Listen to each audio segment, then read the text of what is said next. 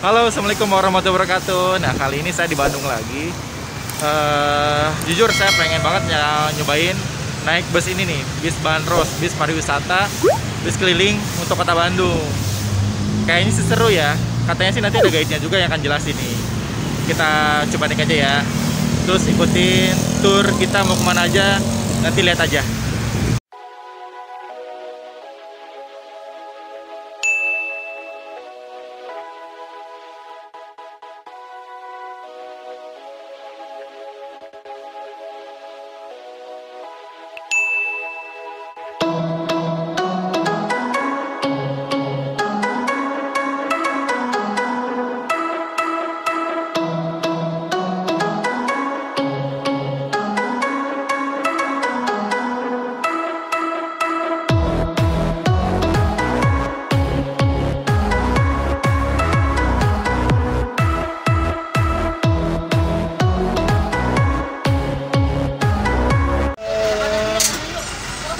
Halo.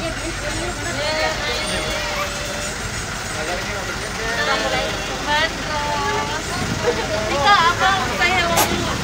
Dadah dulu. Abang, dadah dulu, abang. Dadah dulu. Jadi per orangnya berapa? 20.000. 20.000. Aku berdiri.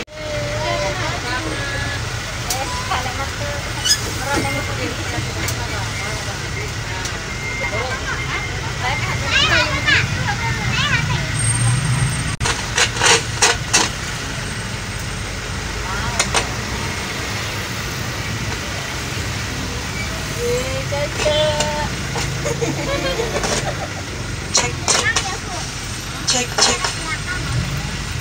Oke, semuanya sudah siap? Siap ya, soalnya kita mau berjalan-jalan di Bandung naik Bandros. Kalau gitu saya sapa dulu ya. Kalau saya ucapkan Sampurasun, nanti jawabnya dengan Rampes. Sampurasun. Rampes. Nah, masih semangat ya.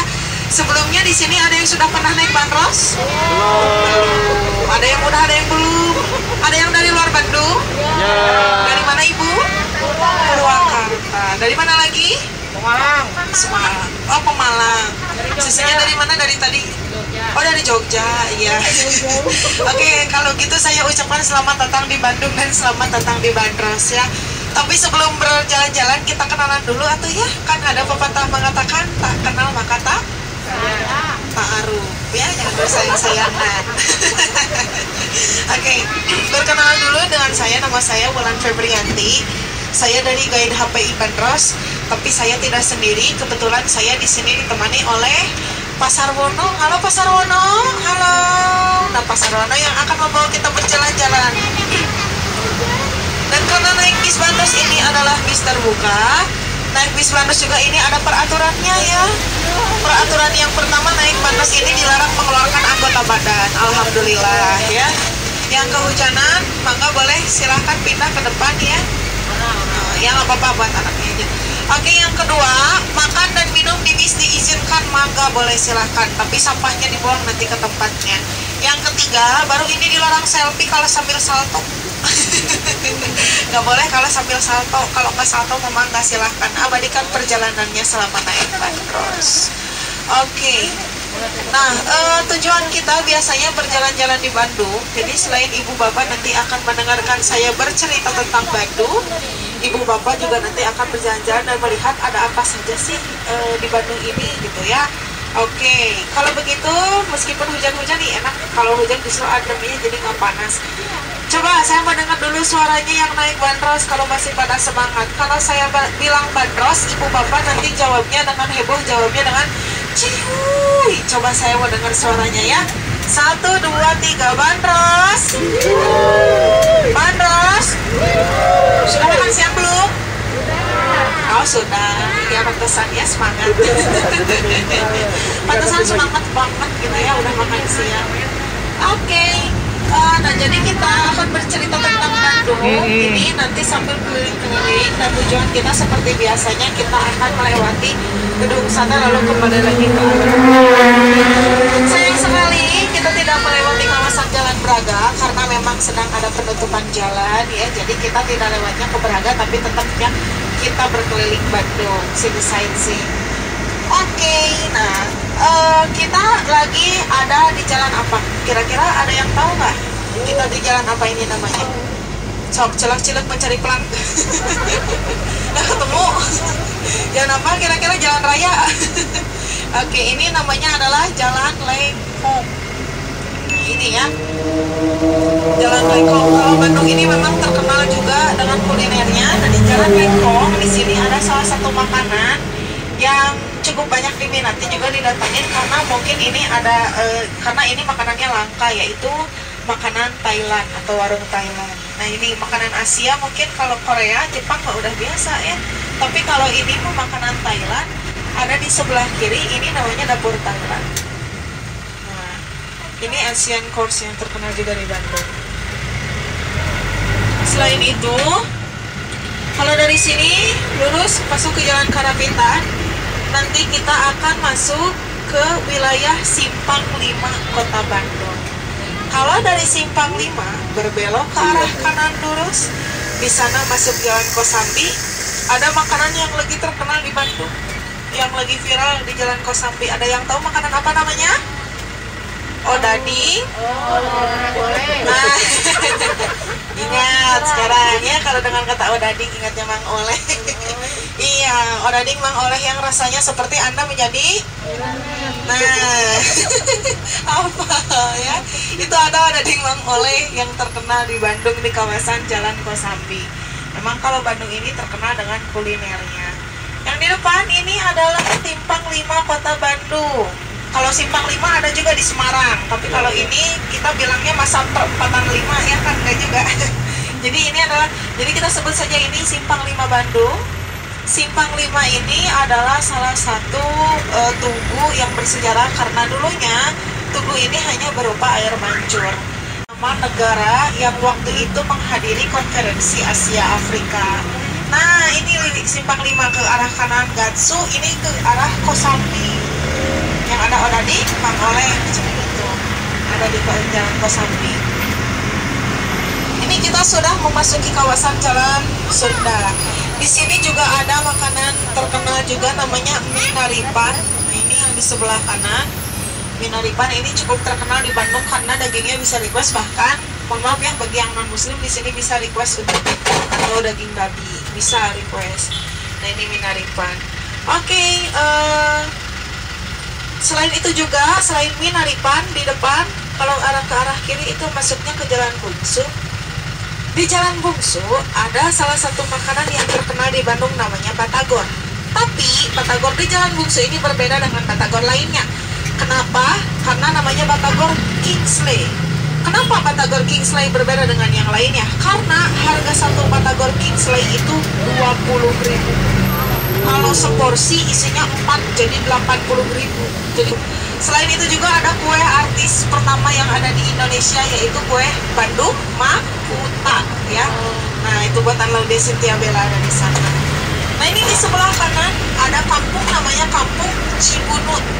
Kampung Cibunut ini merupakan salah satu kampung yang berwarna-warni ada di Kota Bandung. Mungkin ibu bapak pernah melihat ya, kalau kampung warna-warni itu adanya di Malang, di Jawa Timur. Nah, itu ada kampung yang warna-warni gitu. Di sini juga di Bandung ada, tapi tidak terlalu banyak, tidak sebanyak yang ada di Malang. Kampung warna-warni Cibunut itu sebetulnya kampungnya seperti biasa saja, tetapi karena memang bangunannya itu berwarna-warni atau colorful. Oke, masih berada di Jalan Sunda.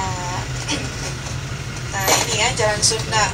Ini juga salah satu jalan yang memang cukup padat karena di depannya ini ada rel kereta api yang dulunya ini batasnya Kota Bandung. Tahu Bandos ini singkatan dari apa? Apa itu Bandos? Bandos makanan tahu? Pasti tahu ya, makanan Bandos kan ada. Kalau itu kan makanan namanya bandros. Nah, kalau kita ini bandosnya singkatan dari Bandung Tour on the Bus gitu. Ini bis wisata warawiri tengah kota. Kalau ini tidak bisa keluar kota karena ini bis terbuka. Coba aja naik bandros ke Purwakarta, dijamin masuk angin. masuk angin, makanya hanya bisa tengah kota. Awalnya memang Bandros ini ada 2 tingkat, akan tetapi sekarang semua sudah 1 tingkat, tidak ada yang 2. Karena kota Bandung ini masih rawan dengan ranting kabel dan pohon. Kalau mau naik bandros, selain dari alun-alun Bandung, juga kita ada bandros lagi, yaitu di kawasan Museum Geologi. Gitu ya. Oke, masih ada di Jalan Sunda. Nanti di depan kita memasuki kawasan Sumbawa. Pesantren ini dulunya adalah kolam renang khusus orang Belanda. Dulu ini adalah dari dulu ini namanya kolam renang Pesantren. Tapi ini khusus orang kaya Belanda, saking elitnya dulu ya di sini. Dulu di depannya itu ada tulisan rasis, maaf ya, berbahasa Belanda. Tulisannya di depannya ini dulu Verboden Verhandel in Inlander, artinya dilarang masuk bagi anjing dan pribumi, karena dulu pribumi ini disebutnya Inlander. Nah ini nih, sekarang jadi tempat wisata. Ada mandi bola terbesar se-Indonesia. Nah ini wisata Centrum Balls. Kalau dilihat di Instagram ini ramai loh di Bandung. Coba aja kalau pengen tahu ya, dicek. Nah ini di sebelah kirinya ada taman musik Centrum. Taman musiknya ini didesain seperti pentas seni ya. Di tengahnya ini ada seperti kayak panggung gitu. Lalu dikelilingi oleh kursi-kursi para penonton. Nah makanya itu disebut taman musik sebagai tempat perayaan ini pagelaran. Oke. Nah ini masih berada di kawasan Jalan Aceh. Nah ini ya, kita sudah masuk di Jalan Aceh. Oke. Jauh banget ya, nyampe Aceh, nyampe Sumbawa gitu kan. Oke, dan di sebelah kiri ini ada bangunan. Ini dulu namanya Yabers Building atau pasar tahunannya Kota Bandung. Dulu Yabers Building ini adalah tempat digelarnya pasar tahunan yang ada di Bandung. Tapi karena bangunannya alih fungsi jadi Kodiklat TNI Angkatan Darat, akhirnya pasarnya dihilangkan. Sebelum dulu di Jakarta ada pasar tahunan atau disebut PRJ, pasar pertama kali tahunannya ini di sini, di kawasan Yabers Building. Nah ini ya, kalau sekarang jadi pendidikan latihan angkatan. Pada zaman dahulu masih ada di sini nih. Nanti kita akan melewati salah satu rumah. Rumah ini pernah difilmkan ke dalam film hantu dengan berjudul sama, yaitu Rumah Kentang. Pernah lewat? Nah, tahu ya, hebat ya. Nanti kita lewat Rumah Kentang, saya tunjukin kenapa disebut Rumah Kentang. Katanya di rumah tersebut pernah terjadi satu kecelakaan yang katanya kalau setelah kejadian tersebut akhirnya sering tercium bau aroma rebusan kentang. Terus kalau udah tercium bau rebusan kentang, penampakan hantunya bisa dilihat di mana aja. Mau lihat hantu Bandung, saya tunjukin nanti. Tapi adanya di alun-alun. Iya, kalau hantunya ada di alun-alun, kalau rumahnya ada di sini. Gak usah takut kalau lewat rumah kentang ya. Kalau rumah bayi berarti penampakan hantunya bayi. Kalau rumah kentang penampakan hantunya iya. Kentang. Di mana rumah kentang? Ini di sebelah kanan. Ada rumah yang lagi renovasi. Ini lagi direnovasi ya rumah kentang. Jadi rumah terkenal nanti. Direnovasi lebih bagus soalnya iya. Nah ini rumah kentang. Oke, sebelah kiri ini ada Gor Saparua. Gor Saparua ini dulunya adalah lapangan tempat orang Belanda untuk latihan perang. Di sini fasilitasnya lengkap. Ada di pinggirnya untuk running track, ada untuk climbing atau manjat, ada untuk basketball, dan itu di tengahnya untuk sepatu roda atau roller track. Kalau dulu sering ada acara konser musik bergengsi ya di kawasan Saparua di sini.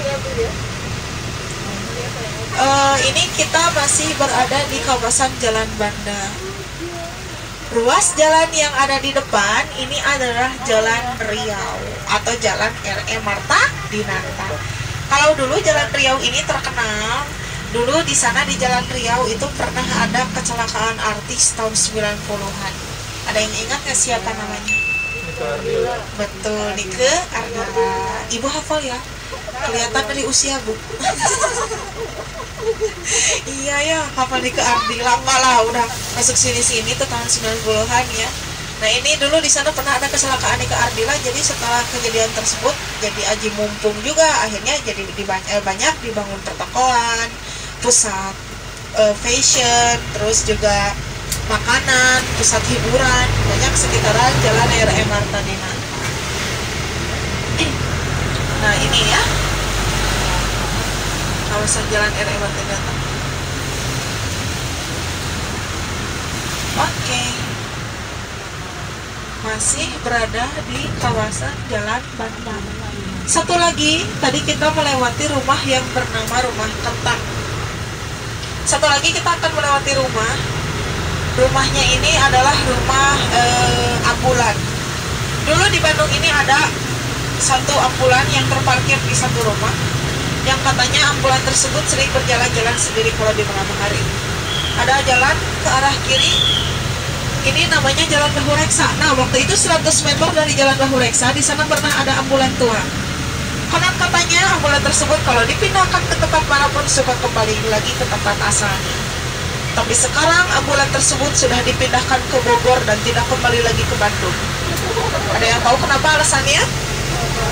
Kejauhan. Hantu juga bingung ya. Dari Bogor ke Bandung nggak balik lagi. Iya, nggak tahu jalan ya Pak. Oke. Nah, dan kita akan melewati pusat pemerintahan Jawa Barat yang disebut sebagai Gedung Sate. Ini tempat kerjanya Bapak Gubernur. Oke.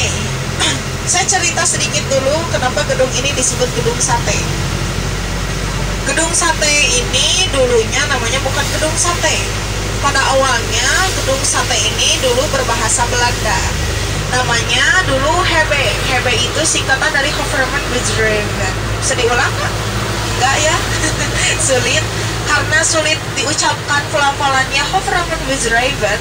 Orang Sunda itu suka dikirata, katanya dikira-kira tapi nyata akhirnya menyebutnya sebagai gedung yang ada satenya. Padahal di atasnya bukan sate tapi penangkap petir. Iya, berjumlah 6 buah bola. 6 buah bola yang ada di atas gedung sate ini melambangkan penghabisan dana untuk membangun gedung sate.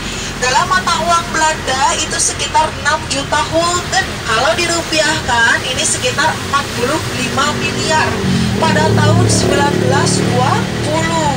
Ini dibangunnya selama 4 tahun. Arsiteknya Insinyur Johann Herber, akan tetapi ini kebanyakan pemahatnya dari Cina.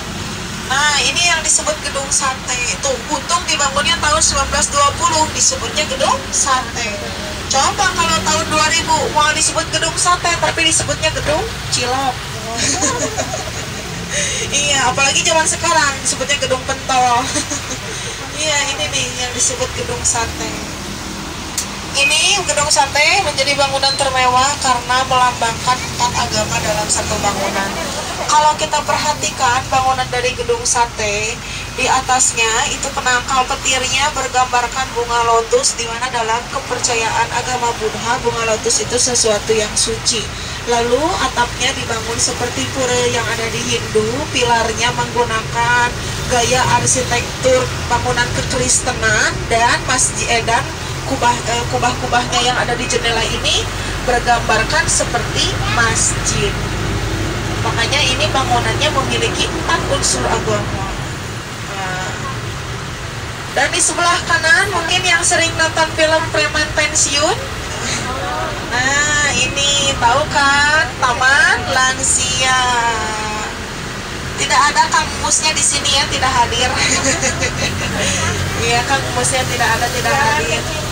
Iya, nah ini ada dinosaurus, adik-adik. Nih, dinosaurusnya ada di sebelah kanan. Ini dinosaurus pindahan sebetulnya. Pindahan dari Museum Geologi, karena sebelah kiri ini adalah Museum Geologi.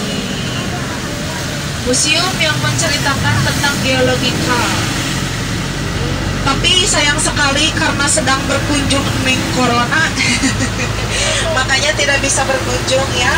Museum Geologi menceritakan tentang geologikal tapi lebih spesifik mengenai hewan-hewan perbakalan. Jadi di sana juga ada tulang-tulang dinosaurus yang asli, tapi sayang sekali sekarang tulangnya sudah pada hilang. Tulang dinosaurus yang ada di Museum Geologi pada hilang, diambil sama tukang seblak karena seblak tulang. Banyak gitu kan seblak dinosaurus. Udah akan mungkin banget. Dan di sebelah kiri ini ada gedung RRI. RRI ini adalah Radio Republik Indonesia, radio yang pertama kali menyiarkan proklamasi Indonesia. Kalau kantor beritanya itu yang pertama kali namanya Domai, kalau radionya ini. Oke, sekarang kita masuk ke kawasan Jalan Citarum. Nah, di sini ada restoran makanan Sunda yang terkenal di kawasan Alas Daun. Di kawasan Alas Daun, di kawasan Citarum ini di sebelah kiri. Namanya Alas Daun. Disebut Alas Daun juga karena makannya pakai tangan. Benar juga ya, tapi masih pakai daun. Nah, ini kita masih berada di kawasan Jalan Citarum. Di sini tadi banyak pasar ya. Pasarnya ini namanya Pasar Cibeunyi. Pasar tumpah yang ada di sini disebutnya sebagai pasar barang bekas atau babe. Kalau istilah sekarang mah apa ya namanya? Pre-love ya, thrifting. Iya, nah kalau ini pasar-pasar barang bekas babe. Di sini namanya Pasar Cibeunyi.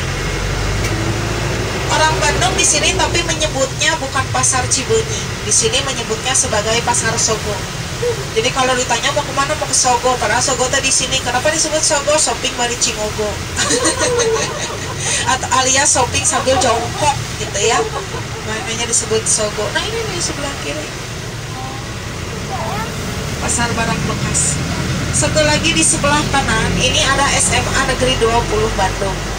Sekolah ini cukup terkenal sekarang karena memang sekolah ini difilmkan ke dalam film layar lebar yang berjudul Dilan. Nah, ini sekolah Dilan ya. Tadi nyari Dilan gak ada kan? Gak ada, Dilannya udah lulus alih profesi jadi supir bandros. Nah, ini ya Dilan. Dilan ada masalah. Oke, sebelah kanan juga ini ada bangunan yang bernama Masjid Istiqomah. Masjid Istiqomah ini adalah kantor telegraf. Kalau dulu ya, ini kantor komunikasi telegraf. Di depannya dulu di sini ada patung pria tanpa busana. Dulu itu patung buatan Jepang. Untuk bukan menakut-nakut ya, tapi lebih tepatnya itu patung buatan Jepang. Tapi dihapus patungnya karena tidak sesuai dengan budaya Indonesia. Akhirnya bangunannya alih fungsi menjadi masjid. Oke, masih berada di Jalan Lombok. Kita berbicara lagi tentang kuliner yang ada di Bandung. Di sebelah kanan ini ada gudeg Banda ya. Namanya gudeg Banda, isinya gudeg Jogja, adanya di Jalan Lombok. Iya, itu. Selain itu juga, selain gudeg Banda, di sini ada makanan yang terkenal namanya cuy mie. Ini mie ya. Disebut orang-orang menyebutnya sebagai cuy mie ganteng. Karena katanya yang masaknya ya ganteng. Nah, mau lihat di mana? Ini di sebelah kanan. Tuh, yang ramai. Itu yang disebut cuy mie ganteng. Saya pernah nyoba beli ke sana, penasaran. Alhamdulillah cuy mie-nya enak, yang gantengnya nggak ada. Iya, nggak ada. Lagi pulang merenya. Jadi nggak ketemu. Nah, selain itu juga di sini di kawasan Jalan Lombok ada satu lagi. Kalau ini namanya Lomi dan Bakmi Lombok. Nah, ini nih sebelah kiri. Jadi kalau makanan PKL di Bandung yang unik-unik itu banyak.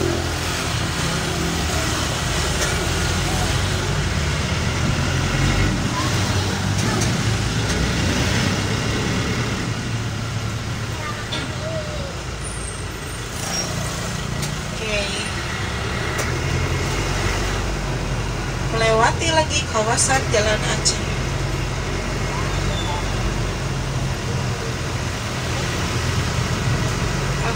Masih pada semangat naik bandros? Kalau gitu kita nyanyi sama-sama ya. Saya mau dengar lagi sekali lagi suara kompaknya. Kalau kau senang hati bilang hore.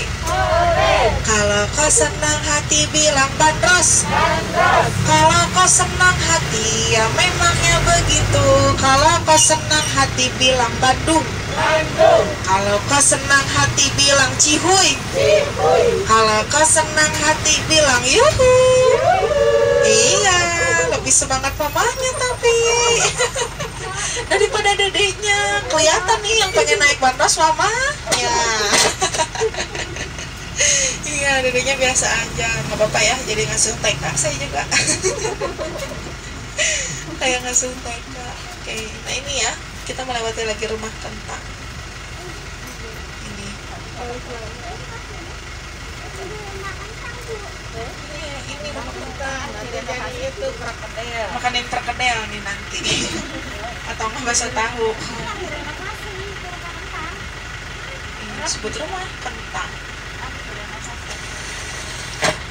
Rumah kentang ada di sebelah kanan. Satu lagi ini ada rumah sebelah kiri. Rumah tidak terpakai ini namanya rumah rusak. Diprank. Iya. Nah, ketipu dewa ya. Oke, nah ini ya lapangan Gor Saparua. Kalau di sini dulu banyak acara musik yang bergengsi ya di kawasan Saparua tahun 2000-an ini. Nah, ini yang tadi saya bilang Yabers Building bagian depannya nih ya, Dek. Mau lihat apa? Tank baja nih. Nih. Ada di belakang tadi sih banyak, lebih banyak. Sih ada di Jalan Sumatera. Kita melewati dua sekolah yang bernama SMP 2 dan SMP Negeri 5 Bandung. Bangunannya sebelah kiri ya. Dua sekolah ini terkenal karena pertama bangunannya udah ada dari tahun 1928. Yang kedua, apalagi SMP 5 ini paling terkenal di Bandung karena banyak alumnusnya yang jadi orang terkenal. Dulu Rapi Ahmad sekolah di sini, Laudia Cynthia Bella, lalu Bapak Ridwan Kamil, lalu Bapak Iwan Fals, dan almarhum Eyang B.J. Habibie juga sekolahnya di SMP 5. Makanya itu sekolah yang cukup terkenal di Bandung. Nah ini perlintasan kereta api Sumatera.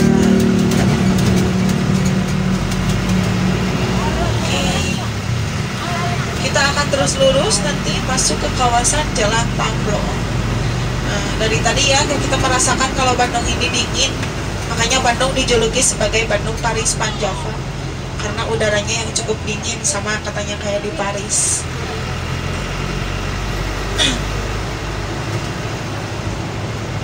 Nanti kita masuk ke kawasan Jalan Tamblong. Nah, saya cerita sedikit kenapa jalannya disebut Jalan Tamblong. Nama Tamblong ini diambil dari keluarga Chinese atau keluarga Cina yang dulu tinggal pertama kali di Bandung, namanya keluarga Babah Tamblong. Nah, ini juga di depan di sebelah kanan kelihatan di sini ada yang warna merah kuning.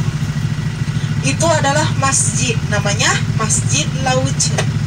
Masjidnya berarsitektur Chinese karena dibangun oleh mualaf Cina. Yang membangunnya adalah Babah Karim Oi. Dan kenapa namanya Lauce? Dalam bahasa Hokkien atau bahasa Mandarin, Lauce ini berartikan ada berguru ya. Nah, jadi memang orang Cina yang ingin belajar Islam itu datangnya ke Lauce. Makanya disebutlah Masjid Lauce. Masjid Lauce 2 ya, kalau Lauce pertamanya ada di Jakarta. Nah, ini di sebelah kanan ada bangunan peninggalan Babah Tamblong yang sekarang jadi tempat ice cream terkenal. Ice cream legend di Bandung namanya Bakery Rasa. Boleh di Google aja ya kalau pengen tahu lebih lanjut tentang Bakery Rasa. Tapi itu es krimnya legend. Dulu tempat sarapan orang Belanda di sana.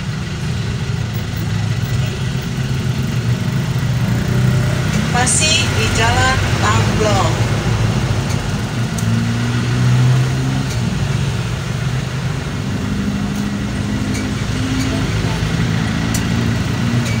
Sebelah kanan Ini ada hotel yang bernama Hotel Preanger. Dulu ini adalah tempat ngopinya orang Belanda atau coffee shop. Nah, dulu ini coffee shop orang Belanda namanya, orang Belanda yang suka berkunjung ke sini namanya Priangan Planters. Tapi karena orang Belanda itu tidak bisa mengucapkan kata Priangan, mereka menyebutnya Preanger. Sampai akhirnya jadi penginapan pun Hotel Preanger. Dan ini jalan terpanjang di dunia, yaitu Jalan Asia Afrika. Jalan raya ini adalah jalan raya yang pertama kali dibangun dari Anyer sampai Panarukan. Tadi Simpang 5 sebelah sana. Nah, ini Jalan Asia Afrika. Di tengah-tengah dari Jalan Asia Afrika, di sana ada titik 0 km Kota Bandung. Nah, titik 0 km Bandung ini menjadi titik tumpu di mana terbangunnya Kota Bandung. Jadi dulu Herman William Dendels, itu gubernur Hindia Belanda, berjalan-jalan di sekitar Jalan Asia Afrika. Kemudian tidak sengaja menancapkan tongkatnya di sana dan berkata dalam bahasa Belanda. Katanya, "Zorg dat al iterkom hier estet isbu." Setelah saya kembali ke sini, harus terbangun sebuah kota. Dipindahkanlah alun-alun Kota Bandung yang awalnya ada di Dayuh Kolot menuju ke Jalan Asia Afrika. Kalau dulu Jalan Asia Afrika namanya Jalan Rute Postway, karena itu adalah bagian jalan yang dibangun dari Anyer sampai Panarukan, atau sekarang lebih dikenal sebagai jalur Pantura. Ya. Nah, setelah dipindahkan alun-alun Bandung, dimulai banyak pembangunan. Yang pertama dibangun hotel yang bernama Hotel Savoy Homan. Lalu di pinggirnya itu ada Fahrenheit the Vries. Fahrenheit the Vries itu adalah supermarket pertama yang ada di Bandung. Jadi sebelum ada Alfa Jogja ya, sebelum ada Alfa Jogja Indomaret, itu supermarket pertamanya di sana, yaitu Fahrenheit the Vries. Tapi sekarang Fahrenheit the Vries alih fungsi jadi Bank OCBC. Dan di seberangnya, di depannya itu ada Museum Konferensi Asia Afrika.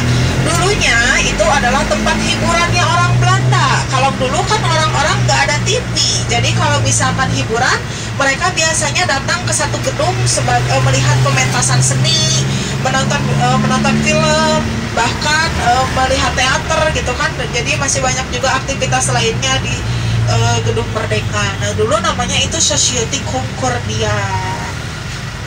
Kebetulan Society Concordia itu dibangunnya di belakang jalan yang paling terkenal di Hindia Belanda. Sampai sekarang itu jadi jalan ikoniknya Bandung, yaitu Jalan Braga.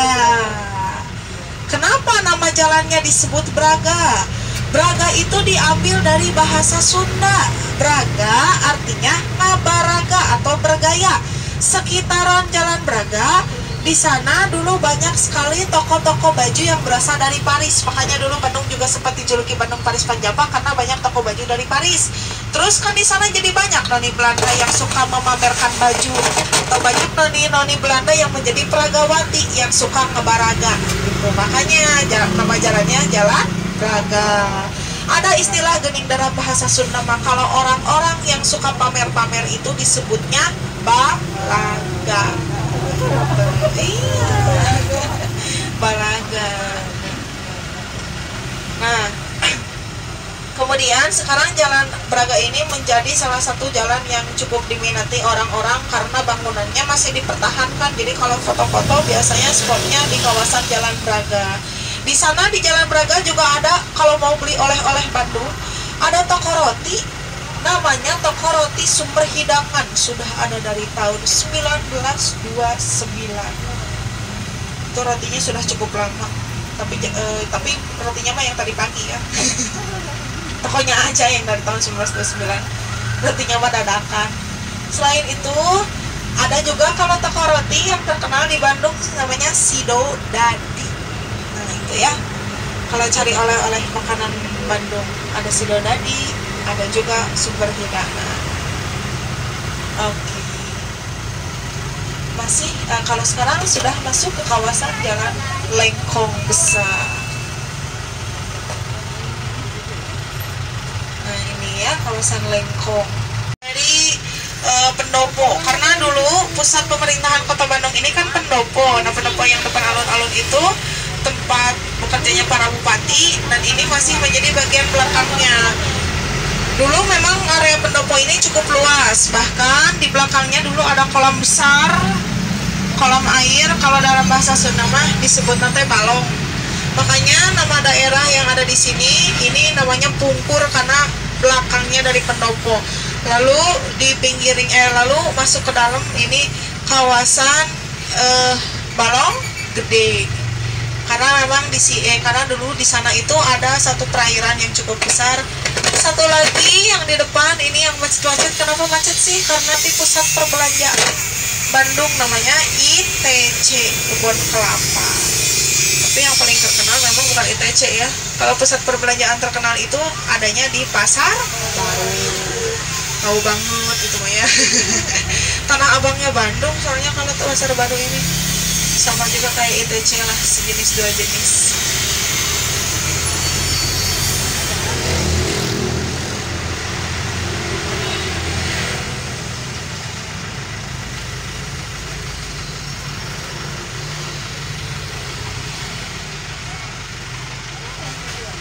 Ini dipusatkan menjadi pusat perekonomian, makanya di sini banyak dibangun pertokoan.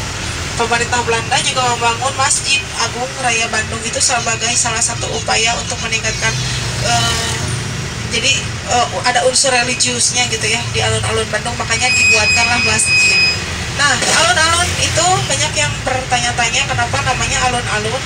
Ada yang bilang itu berasal dari bahasa Jawa yang artinya pelan-pelan. Ada juga yang menafsirkan bahwa kalau alun-alun itu diambil dari bahasa Jawa alon-alon, yang katanya memang kalau dulu ofisir Belanda ketika memeriksa wilayah daerah sini mereka suka memelankan kendaraan mereka, jadi disebutnya alon-alon. Mereka suka berteriak gitu, alon-alon gitu, jadi alun-alun. Tapi sebetulnya nama alun-alun sendiri ini diambil dari bahasa Sanskerta. Alun-alun itu artinya adalah tempat berkumpul, harus memiliki 4 unsur atau catur gatra. 4 unsur yang dimiliki alun-alun ini sudah ada semua. Yang pertama tempat ibadah. Yang kedua ada penjara. Dan yang ketiga ada pusat perbelanjaan. Yang keempat tempat berkumpulnya, pendopo gitu. Karena kalau zaman dulu kan orang-orang itu biasa melaksanakan kalau dulu biasanya mereka melaksanakan penghukuman di satu tempat ya. Nah, dulu alun-alun ini lapangan yang cukup luas, sehingga ketika ada masyarakat ataupun siapapun yang melanggar satu ketentuan, mereka biasanya dihukum secara massal, diperlihatkannya di alun-alun. Jadi tempat menonton perhukuman juga di sana. Nah, kemudian sekitar tahun 2018-an nih, pemerintah ini mengubah alun-alun yang tadinya alun-alun Bandung yang tadinya cuma pakai paving block langsung diubah pakai rumput sintetis. Akhirnya alun-alun Bandung ini menjadi salah satu taman terbaik yang ada di Jawa Barat. Kalau Bandung ini memang memiliki banyak taman karena dari dulu sengaja orang Belanda itu membangun banyak taman. Bandung dari dulu sudah dipusatkan menjadi tempat peristirahatan.